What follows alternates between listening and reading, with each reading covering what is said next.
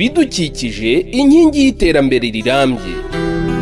Buri wese afite inshingano yo kubungabunga ibidukikije, yaba amazi, umwuka duhumeka, isanzure, ubutaka, ibishanga, amashyamba, urusobe rw'ibinyabuzima n'ibindi bifitanye isano nabyo. Ibidukikije inkingi y'iterambere rirambye ni ikiganiro cy'ikigo cy'igihugu cyo kubungabunga ibidukikije REMA.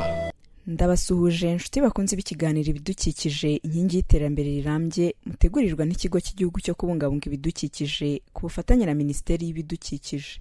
Muri iki gihe ibihugu bitandukanye by'isi bishyize imbere kubaka iterambere rishingiye ku ikoranabuhanga bishingiye ku byiza byaryo mu gufasha muntu mu bikorwa bye bya buri munsi birimo inganda, itumanaho n'ihanahanamakuru n'ibindi. Kubera iyo mpamvu ibikoresho by'ikoranabuhanga nka mudasobwa, telefone ngendanwa, televiziyo n'ibindi birakorwa ku bwinshi. Uko bikorwa ariko ni nako ibishaje bisimbuzwa ibishya, maze ibishaje bikajugunywa hirya no hino, bityo bimwe muri byo bikabyara imyanda yangiza ibidukikije umuntu azira ku isonga. Nyamara ku rundi ruhande iyi myanda igihe icunzwe neza ishobora kubyazwa umusaruro, mbese nk'aho inagurwa igakorwamo ibindi bikoresho cyangwa igakurwamo ubumara ndetse ikanashyingurwa ahabugenewe, bityo ingaruka yashoboraga guteza zigakumirwa. Mu kiganiro ibidukikije inkingi y'iterambere rirambye cya none turaganira ku micungire myiza y'imyanda ikomeye y'ikoranabuhanga. Nguhaye ikaze. Nk'uko nabikomojeho dutangira iki kiganiro, iterambere mu ikoranabuhanga isi yimirije imbere muri iki gihe riratuma hakorwa ibikoresho by'ikoranabuhanga umunsi ku wundi. Igiteye impungenge ni uko ibi bikoresho bisaza ari nako bisimbuzwa ibishya, ibishaje bikajugunywa hirya no hino ku misozi, ku mazi, mu mashyamba n'ahandi. Raporo y'umuryango w'abibumbye yerekana ko nko mu mwaka wa 2019 hajugunywe ibisigazwa by'imyanda ikomoka ku bikoresho by'ikoranabuhanga isaga toni miliyoni 33.6 mu isi. Ni mu gihe nk'ibirundo by'imyanda y'amatelefone ashaje yajugunywe muri uyu mwaka byongereye ku ijanisha rya 21%, kandi bishobora kugera kuri toni miliyoni 74 mu mwaka wa 2030 niba nta gikozwe nk'uko uyu muryango bigaragaza. Iyi myanda yose ikomeye yangiza ibidukikije, ni nayo mpamvu nyamukuru Leta y'u Rwanda nka kimwe mu bihugu byateje imbere ikoranabuhanga cyihutiye gufata ingamba zigamije gucunga neza iyi myanda. Itegeko nomero 48/2018 ryo kuwa 13 Kanama 2018 rigenga ibidukikije, ingingo ya 20 ivuga imicungire y'imyanda ikomoka ku bikoresho by'ikoranabuhanga. Iri tegeko riteganya ko imyanda yose ikomoka ku bikoresho by'ikoranabuhanga igomba gukusanywa, gutunganywa no guhindurwa ku buryo itangiza ibidukikije hagamijwe gukumira, kuvanaho cyangwa kugabanya ingaruka mbi zayo ku buzima bw'abantu, ku mutungo kamere n'ibidukikije. Mu gukumira ingaruka zituruka kuri iyi myanda ikomeye y'ikoranabuhanga, Leta y'u Rwanda yashyizeho gahunda zitandukanye zigamije kunoza imicungire yayo ndetse ziri gutanga umusaruro nk'uko ikigo REMA kibisobanura. Ni koko hari gahunda zigiye zitandukanye, ndetse zimwe ni za gahunda n'ubundi navuga ngo zo gukangurira abanyarwanda cyangwa se gusaba abanyarwanda muri rusange, cyane cyane ibigo cyangwa se abantu mu nzego zitandukanye bagenda bakoresha ibi bikoresho, kuko hari aho ubona ko bikoreshwa ku bwinshi, nko mu maofisi, mu nganda ubona ko bikoreshwa ku bwinshi, ndetse ubona ko igihugu cyacu ko kigenda gitera imbere, niko abantu bagenda batera imbere mu ikoranabuhanga. Tubona ko tugana aho tuzagira igihe dukoresha ibikoresho by'ikoranabuhanga byinshi cyane, ari naho tuganisha kugira imyanda ikomoka ku ikoranabuhanga myinshi. Aho ngaho rero dukangurira abanyarwanda muri rusange ko bya bikoresho by'ikoranabuhanga, ya myanda ikomoka ku bikoresho by'ikoranabuhanga bayitandukanya n'indi myanda, ikanagurwa. Kuri ubu rero ikintu dushobora kuba twakwishimira ni uko mu Rwanda dufite uruganda rwitwa Envirosave runagura ibikoresho by'ikoranabuhanga. Icyo ni ikintu cyo kwishimirwa navuga, ndetse nkaba navuga ngo ni umwanya wo kuba abanyarwanda cyangwa se bya bigo bikoresha bya bikoresho ku bwinshi kuba babimenya, bakamenya ko ya myanda yakomotse ku bikoresho by'ikoranabuhanga ariho igomba kuganishwa kugira ngo inagurwe. Itegeko nomero 48 agakoni 2018 ryo kuwa 13 Kanama 2018 rinasobanura kandi inzego zigomba gukora ibikorwa byo guhuriza hamwe, gutwara, gucuruza, gutumiza, gutandukanya no kongera gukoresha imyanda ikomoka ku bikoresho by'ikoranabuhanga. Reka tunyarukire mu kigo Envirosave Rwanda gifite mu nshingano imicungire y'imyanda ikomoka ku bikoresho by'ikoranabuhanga. Muri iki kigo bahuriza hamwe imyanda igatandukanywa ndetse ikabyazwa umusaruro aho guhumanya ibidukikije. Baratangira badusobanurira icyo imyanda ikomeye y'ikoranabuhanga ari cyo. E-waste cyangwa se ibikoresho by'ikoranabuhanga bitagikora byashaje ni ibikoresho byose bicomekwa ku mashanyarazi, bikoresha amashanyarazi. Iyo tuvuze imyanda ikomoka ku bikoresho by'ikoranabuhanga ni bya bikoresho n'ubundi biba byarasha, ibikoresho bikoresha amashanyarazi byose byashaje bitagikoreshwa. No kuvuga ngo harimo, tuvuge ngiye gutanga ingero, twahera ku bya telekomunikasiyo, ibikoresho by'itumanaho, telefone, ibikoresho bitandukanye. No mu nganda bageramo ibindi, mu nganda biva mu bitaro, no mu bitaro babigera, ariko nyine byabaye imyanda byashaje. Muri iki kigo imyanda ikomoka ku bikoresho by'ikoranabuhanga yakirwa igabanyijwe mu byiciro kuko inaturuka mu bikoresho bitandukanye nk'uko ikigo Envirosave gikomeza kibisobanura.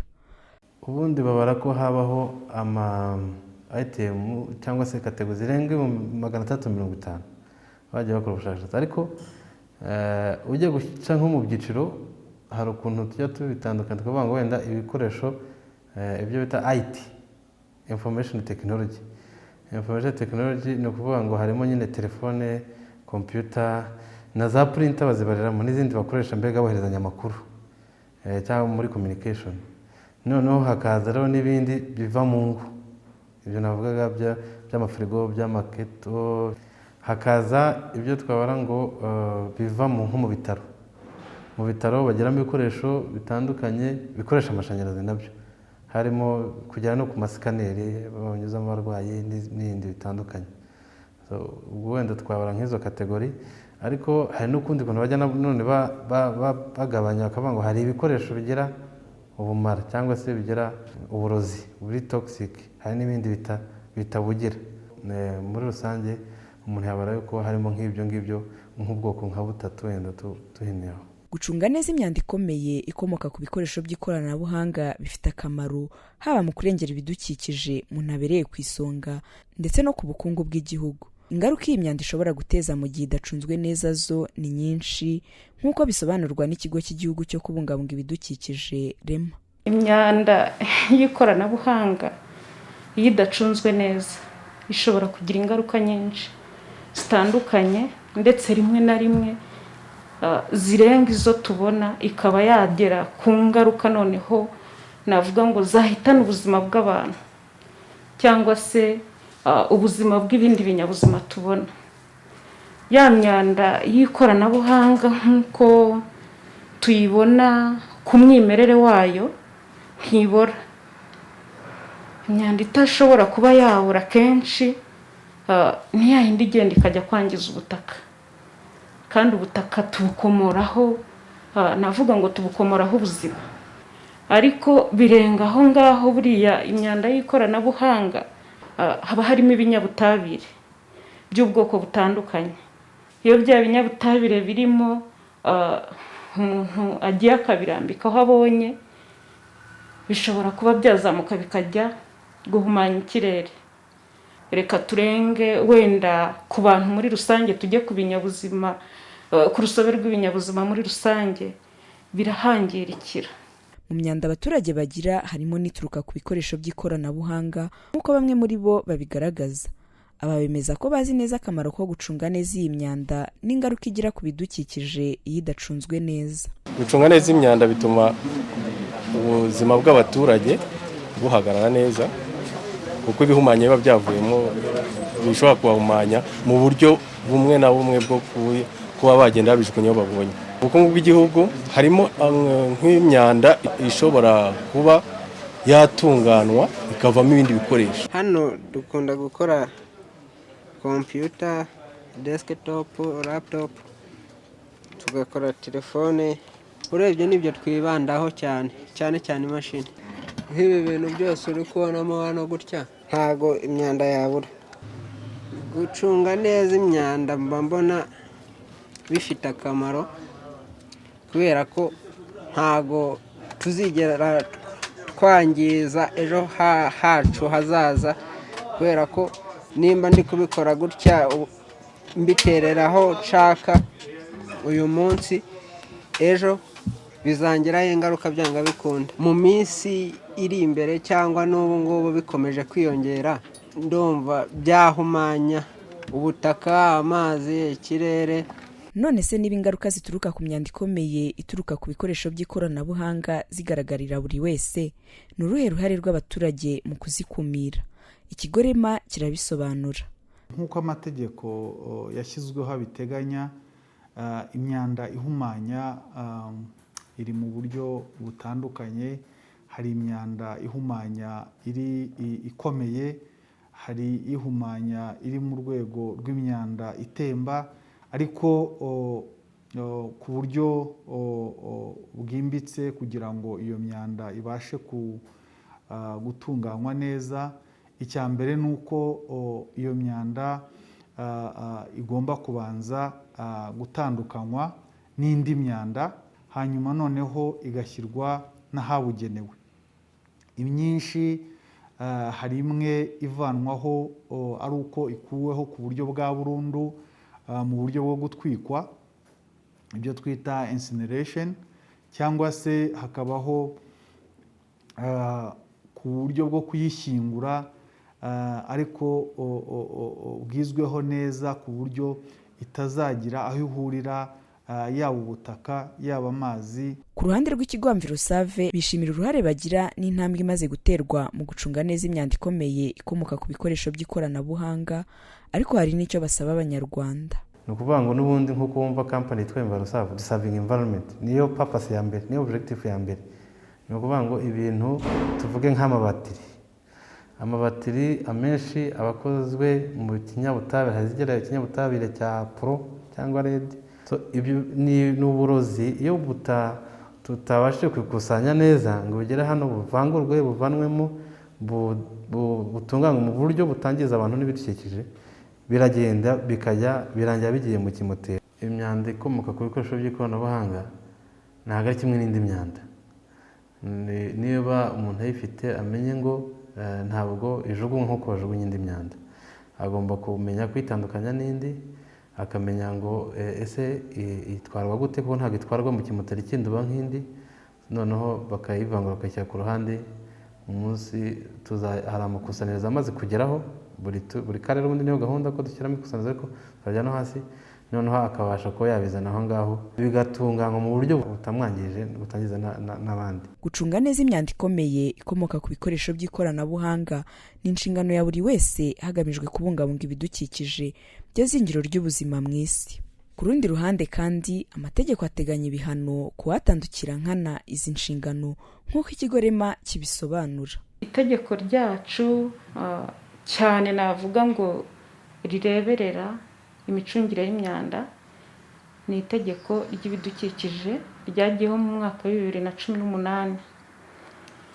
Ingingo yaryo rero ya 20 ishyiraho uburyo n'ingamba z'imicungire y'imyanda ikomoka ku ikoranabuhanga, rinabuza kujugunya iyi myanda aho tubonye. Ari uwafashe imyanda akayijugunya ahantu nawe bitewe n'aho yayijugunye, ashobora kuba yayijugunye mu gishanga cyangwa se n'ahandi, rigenda ritanga ibihano bitewe n'aho wajugunye imyanda cyangwa se bitewe n'icyo wakoresheje ya myanda. Wari uzi ko nk'uko bigaragazwa na raporo y'umuryango w'abibumbye izwi nka Global E-Waste Monitor, ibikoresho dukunze gukoresha mu buzima bwa buri munsi, urugero nka kamera, telefone n'ibindi, ari byo bibyara imyanda myinshi y'ikoranabuhanga? Aho mu mwaka wa 2019 iyi myanda yari igeze kuri toni miliyoni 17.4. ikiganiro ibidukikije inkingi y'iterambere rirambye mugitegurirwa n'ikigo cy'igihugu cyo kubungabunga ibidukikije REMA ku bufatanye na Minisiteri y'Ibidukikije. Mukomeze kugira ibihe byiza naho ubutaha. Ibidukikije inkingi y'iterambere rirambye ni ikiganiro cy'ikigo cy'igihugu cyo kubungabunga ibidukikije REMA.